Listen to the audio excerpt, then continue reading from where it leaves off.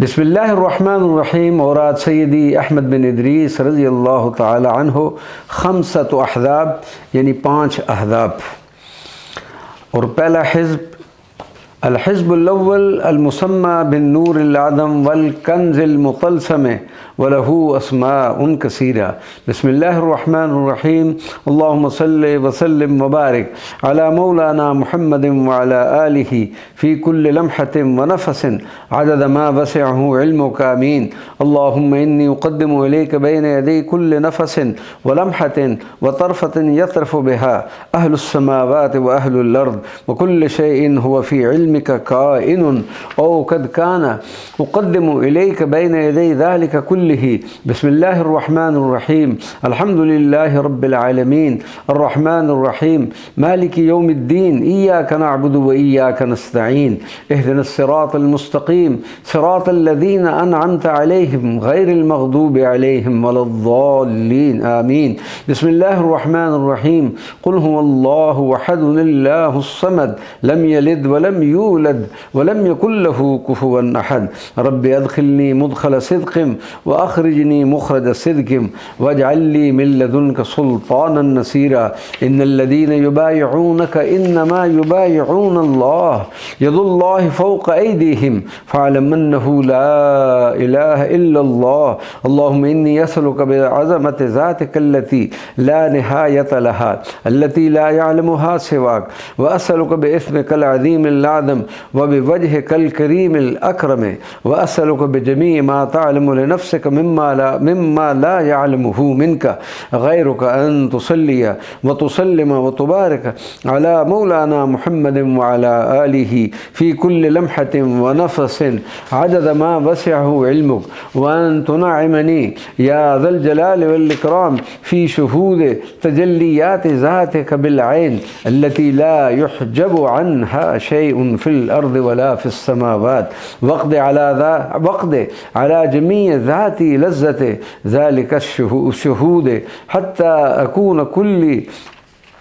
लज़्ज़तिन ज़ातियतिन इलाहियतिन सारियतिन फ़ी नफ़्सी मिन नफ़्सी ले नफ़्सी कमा नअमत सय्यिदना व नबिय्यना व मौलाना मुहम्मदन सल्लल्लाहु अलैहि व आलिहि व सल्लम फ़ी ज़ालिक व हक़्क़िक़नी या इलाही बिइंसानियती हत्ता अकून इंसानिल ऐन अल कुल्लियतिल इलाहियति अल्लती ला यहसुरुहा शैउन व ला यक़दिरु क़दरहा सिवाक कमा हक़्क़क़त नबिय्यका सय्यदना व मौलाना मुहम्मदिन सल्लल्लाहु अलैहि व आलिहि व सल्लम बिज़ालिक व अस्मअनी या समीउ या बसीरु या मुतकल्लिमु गायत लज़ीज़ ख़िताबिका व मुहादिसतिका व मुकालिमतिका फ़ी कुल्लि हालिन मिन अहवाली बिजमीइ कुल्लियाती हत्ता ला तख़लु ज़ुर्रतुन मिन ज़र्राति अज्ज़ाइ ज़ाती मिन ज़ालिका अस्समाइल इलाही लहज़तन व ला अक़ल्ल मिन ज़ालिका दाइमन सरमदन अबदल आबिदीन कमा अस्मअत नबिय्यका सय्यदना व मौलाना मुहम्मदन सल्लल्लाहु अलैहि व आलिहि व सल्लम ज़ालिक वजअलनी या इलाही लका अब्दन महदन अबूदियतन खालिसतन ला राइहत रबूबियतन फ़ीहा अला अहदिन मिन ख़ल्क़िका हत्ता अकून फ़िल उबूदियति अलल क़दमिर रासिख़ अल्लज़ी ला तुज़लज़िलुहु शुबहतुन बिवजहिन मिनल वजूह मिन गैरि अन अनाम अन अबूदियती वला अज़हल अन्हा फ़िल मुशाहिदिल क़ुदसियति तरफ़त ऐन वला अक़ल्ल मिन ज़ालिक वअज़िक़नी या इलाही लज़्ज़तन तिलकल उबूदियति फ़ी कुल्लि अनफ़ासी फ़ी बहरि मुहीतिल लज़्ज़तिल इलाहियति अल-फ़य्याद लज़्ज़त तजल्लियातिल उलूहियति अला कुल्लि ज़ी लज़्ज़तिन इलाहियतिन फ़िल वजूह बिल मुलाहज़तिल इलाहियति वल क़ीलिल अक़वम लिसान अक़लामिल उलूमिल अज़लियति मज़हर तजल्लियातिल हक़ाइक़िल अबदियति अब्दिका ज़ाती तर्जुमान हज़रत दीवानिल किब्रियाइल इलाही अल-अक़दस नबिय्यका सय्यिदना व मौलाना मुहम्मदिन सल्लल्लाहु अलैहि व आलिहि व सल्लम मजला ज़ातिल अज़मतिल इलाहियतिल अल-अनज़म ووفئني يا إلهي بذلك وفاء كاملا كما وفيته بذلك حتى تندمج كليتي بجميع أجزائها في بحر حقيقته حق الصدق الذي لا يشوب صفوه قدر بوجه من الوجود حتى تكون ذاتي كلها صدقا خالصا ذاتيا إلهيا صرفا من جميع الوجوه وتجلي لي يا إلهي بسر قيومية الإلهية التي قامت به شيئيات الأشياء كلها سر قيومية الإلهية الموضع في قولك الله لا إله إلا هو الحي القيوم لا تأخذه سنة ولا نوم له ما في السماوات وما في الأرض من ذا الذي يشفع عنده إلا بإذنه يعلم ما بين أيديهم وما خلفهم ولا يحيطون بشيء من علمه إلا بما شاء وسع كرسيه السماوات والأرض ولا يؤوده حفظهما وهو العلي العظيم وتجلى لي يا إلهي بمقام الاستواء الجامع للمراتب الحقيقية الإلهية كلها حتى أعطي كل مرتبة إلهية حققها من نفسي من غير إخلاق بوزن قسطاس الأحدية الإلهية المستقيمة حتى يكون تصريفي كله تصريفا كليا إلهيا أحديا بالمرتبة الأحدية الإلهية من جميع الوجوه وتجلى لي يا إلهي بالعظمة الجامعة لمعاني الأسماء الإلهية التي هي مجمع بحور حقائق الأسماء كلها فتحقق بحقيقة الحقائق الأسمائية جامعا حقيقة كل اسم إلهي بشريعته قائما بحقيقته في سماوات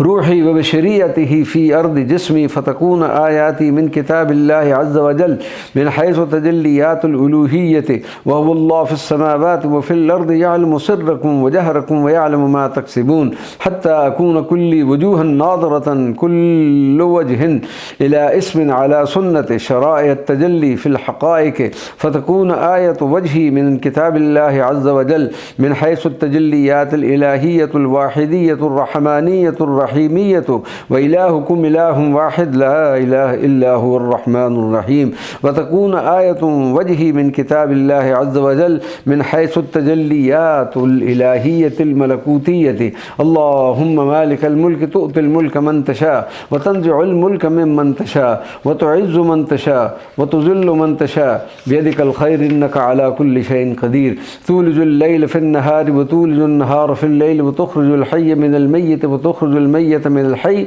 وترزق من تشاء بغير حساب وتكون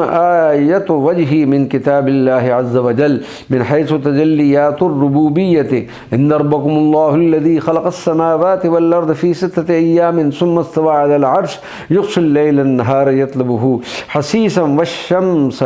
والقمر والنجوم مسخرات بأمره ألا له الخلق والأمر تبارك الله رب العالمين وتكون آية وجهي من كتاب الله عز وجل من حيث التجليات الإلهية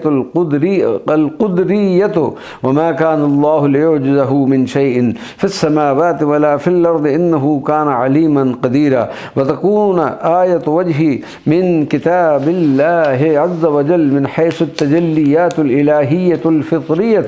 اللهم فاطر السماوات والأرض عالم الغيب والشهادة أنت تحكم بين عبادك فيما كانوا فيه يختلفون وتكون آية وجهي من كتاب الله عز وجل من حيث التجليات الإلهية البديئة والإعادية والإرادية إنه هو يبدئ ويعيد وهو الغفور الودود ذو العرش المجيد فعال لما يريد وتكون آية وجهي من كتاب الله عز وجل من حيث التجليات الإلهية الإحاطية والله من ورائهم محيط بل هو قرآن مجيد في لوح محفوظ وتكون آية وجهي من كتاب الله عز وجل من حيث التجليات الإلهية الولائية، فالله هو الولي وهو يحيي الموتى وهو على كل شيء قدير. وتكون آية وجهه من كتاب الله عز وجل من حيث تجليات الهوية الإلهية، وهو الله لا إله إلا هو، له الحمد في الأولى والآخرة وله الحكم وإليه ترجعون.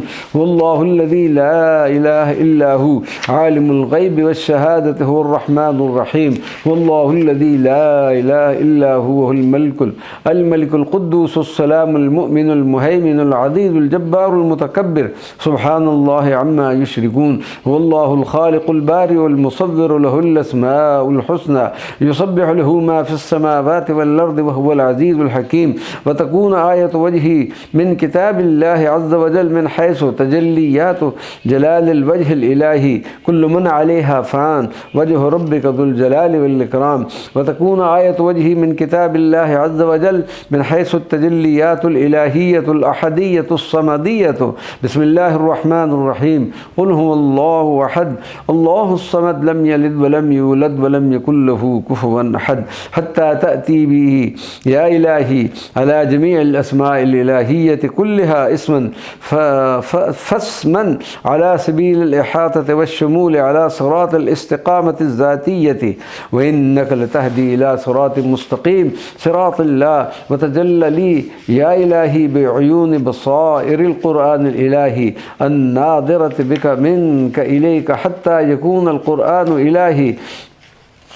إلهي سمعي وبصري وروحي وصائر قوتي، ويجري سره في جميع حقائقي، حتى يكون ذوقي كله ذوقا قرآنيا حقيقيا إلهيا من جميع الوجوه. فاسمع القرآن إلهي كله خطابا ذاتيا إلهيا من الحضرة السبوحية، وكنت سمعه الذي يسمع به على سبيل المكالمة العيانية والكشف السمعي، بعد أن نتلوه بلسانه الذي يتكلم به الجامع لأسرار كمال ولي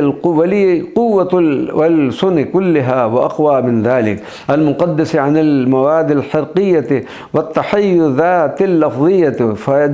فأجد لذة الوحي القرآني الإلهي مني إلي دائما أبدا سرمدا بلا فطور، محيطة بجميعيتي لذة إلهية غير مكيفة بوجه من وجوه التكييف، منزهة أن يلحقها أو يقرب منها لذة في جميع الوجود، بحيث لو وضع منها قدر رأس شعرة على جميع العالم لهام بعضه في بعض،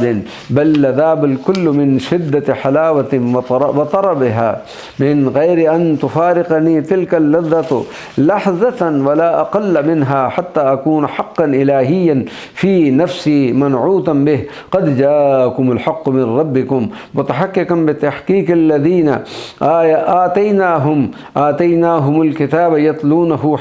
حق تلاوته أولئك يؤمنون به، حتى تكون تلاوتي كلها هدى تهزيني بها إلى وجوه تجليات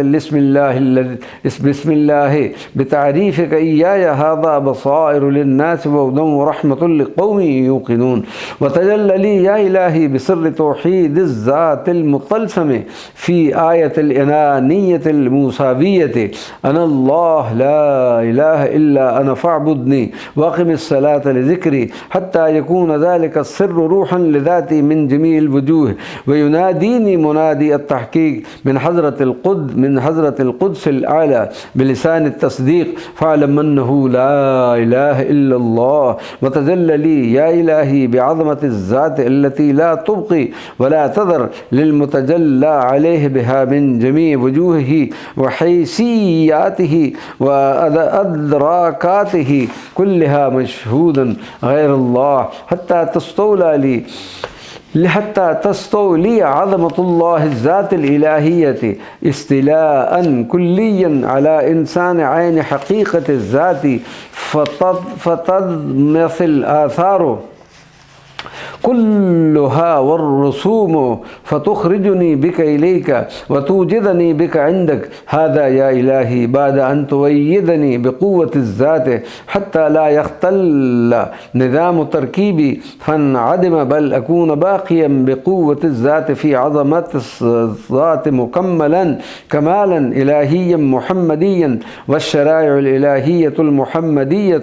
آخذة بناصيته جوارحه حتى لا تتصرف لي جارحة إلا بها. هذا كله يا إلهي تحقيق بشهود عظمتك وكبريائك من غير أن تجعلني مناضعا لك في عظمتك وكبريائك، وثبت قلبي وبصري وسائر قوتي لشهودك يا مقلب القلوب والأبصار، بحق اليقين الثابت الكامل الذي ثبت به قلب عين العيون الإلهية وبصره وسائر قوته، سر قدس الذات الإلهية المصون نبيك سيدنا ومولانا محمد صلى الله عليه وآله وسلم، فلك الحقائق الصفاتية الإلهية المشحون السابح في بحر الصرادقات بها عزة كنه الألوهية، حيث لا ثبات قدم مخلوق هنالك حتى لم يتزلزل في مشاهدته العظمى بعد كشف الحجاب وظهور أنوار الصبحات الوجهية الإلهية المحرقة واستيلاء صولة عظمة الخطاب كما وصفته لنا، حيث بقولك فاستوى وهو بالأفق الأعلى، ثم دنا فتدلى فكان قاب قوسين أو أدنى فأوحى إلى عبده ما أوحى ما كذب الفؤاد ما رأى أفتمارونه على ما يرى ولقد رأوا نزلة أخرى عند سدرة المنتهى عندها جنة المأوى إذ يغشى السدرة ما يغشى ما ذاق البصر وما طغى لقد رأى من آيات ربه الكبرى. وتجلى لي يا إلهي بأسرار الكتاب المكنون الإلهي كتاب الحقائق الإلهية الذاتي، وانشر يا إلهي في نفسي ذلك الكتاب حتى أجمع قرآن حقائق التجليات الإلهية كشفا ووجودا إحصاء وشهودا في كل جهاتي، وأكون منعوتا بجميع الكمال الإلهي المحمدي في جميع أحوالي وتطوراتي. وتجلى لي يا إلهي باسم الذات الاسم الذي مرجع الصفات والأسماء الحقيقية توحيدا صرفا تجليا ينكسف بصرصر عظمته وكبريائه جمال الخيالات الخلقية في نظري نصفا فيذرها قاعا صفصفا فتذول غشاوة عمش الأغيار عن بصري وبصيرتي بل وعن ذاتي كلها حتى تكون ذاتي كلها عينا ذاتية إلهية من جميع الوجوه، وأكون كلي وجها واحدا إلهيا لا أعلم من جميع جهاتي ولا أشهد ولا أرى في إياي وفي كل شيء وفي لا شيء إلا إياك. وتجلى لي يا إلهي بالحقائق الذاتية الإلهية الكمالية الموضعة في اللطيفية الإنسانية الخسيسة بأسرار أحدية حق ونفحت فيه من روحي المحيطة بجميع خزائن الأسرار الإلهية الحقية والشؤون الإلهية الخلقية المخلوقة باليدين الجامعة للوجهين الظاهرة بالصورتين الكاملة في الحقيقتين سرا. أولم يتفكروا في أنفسهم ما خلق الله السماوات والأرض وما بينهما إلا بالحق وفي أنفسكم أفلا تبصرون. وسر سنريهم آياتنا في الآفاق وفي أنفسهم حتى يتبين لهم أنه الحق. أولم يكف بربك أنه على كل شيء شهيد ألا إنهم في مرية من لقاء ربهم ألا إنه بكل شيء محيط. وأمدني يا إلهي بوسع الألوهية على الاستيفاء والكمال وسعا ذاتيا كماليا إلهيا قلبيا لا يسعه شيء من جميع الموجودات الموجودات وسع القلب الإلهي الذي ضاقت عنه بأثرها جميع المكونات من الأرض والسماوات، وضاعف لي يا إلهي ذلك الوسع في كل نفس بعدد ذرات أجزاء جميع الوجود، ويكون كل وسع من ذلك أوسع من جميع الموجودات بما لا ينتهي إليه، وهم مخلوق من المخلوقات، حتى تكون العالم كلها في وسع ضعف واحد من هذه الأضعاف كخردلة جميع العوالم الإلهية ملقاة. ثم ضاعف لي يا إلهي تلك المضاعفة بأضعاف أضعافها في كل نفس، ثم هكذا في سائر أنفاسي من غير حصر لتلك الأضعاف، ثم بما لبث هكذا مما هو أعظم من طاقة العبارة، مما لا يصل إلى علمه إلا أنت المحيط بكل شيء. هذا كله يا إلهي استغراقا كليا في بحار شهود تجليات اسمك الواسع الذي لا حد له ولا حصر لأنواع تجلياته في كل شيء من الأشياء بوجه من الوجوه، وصني يا إلهي بصون حجاب العزة الأحمى خلف سرادقات العظمة والكبرياء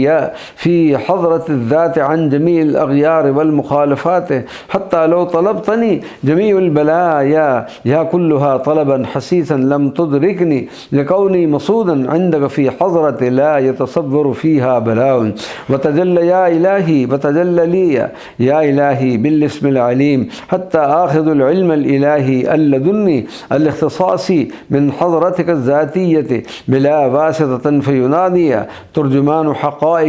بلسان التضرع والابتهال في حضرة الكمال بين يدي الكبير المتعال: سبحانك لا علم لنا إلا ما علمتنا إنك أنت العليم الحكيم. فينتشر العلم الإلهي في جميع ذاتي كلها حتى لا يخفى علي سر من إسرارك الإلهية كلها في كل معلوم من جميع صور الموجودات ومعانيها، مما ليس بصورة ولا معنى مما هو من مخبئات العلم الإلهي المخزون المصنون المكنون الذي هو من وراء أطوار العلم الخلقي الذي لا يمسه إلا المطهرون من هواجس الخواطر السوائية بطهر قدس تجليات ذاتك المانع من دخول الغيرية في ذرة من ذرات وجودهم الأقدس الكمالي. وتجلى لي يا إلهي بحقائق معارف الأنبياء والمرسلين حتى يتفجر ينبوع حقائق حضرات الوحي الإلهي من ذاتي، فاعرف ما أخذ كل نبي ورسول من طريق الوحي الإلهي، وأكون وارثا لحقيقة جوامع الكلم من منبع عين روح الحقائق الإلهية كلها إمام الحضرة الإلهية العظمة وكوثر الأنوار الصبحاتية الإلهية الأكبر الذي منه امتدت جذابل جميع الإلهيين نبيك سيدنا ومولانا محمد المخصوص بالخصائص الكمالية كلها من بين سائر خلق الله الأجمعين، صلى الله عليه وسلم عليه بجميع حقائق الكمال وبالعظمة الجامعة لجلال والجمال صلاة لا يحصرها الغدو والآصال، وعلى جميع الأصحاب والآلال. وحسبنا الله ونعم الوكيل، ولا حول ولا قوة إلا بالله العلي العظيم. وأفوض أمري لله إن الله بصير بالعباد. اللهم وما ضعفت عنه قوتي وقصر عنه عملي ولن تنتهي إليه رغبتي ولن تبلغه مسألتي ولم يجر على لساني ولم يخطر على بالي مما أعطيته أحدا من الأولين والآخرين من كمال العلم بك واليقين الذي خصصت به نبيك سيدنا ومولانا محمدا صلى الله عليه وآله وسلم، فخصني به يا رب العالمين. ربنا إنك أنت السميع الدعاء، ربنا وتقبل دعائي. اللهم أطلقت ألسنتنا بالدعاء إلا وأنت تحب أن تعطينا. اللهم كما أعطيتنا الدعاء رحمة منك وفضلا من غير سؤال منا وهو من أعظم العطايا، فلا تحرمنا الإجابة يا رب العالمين،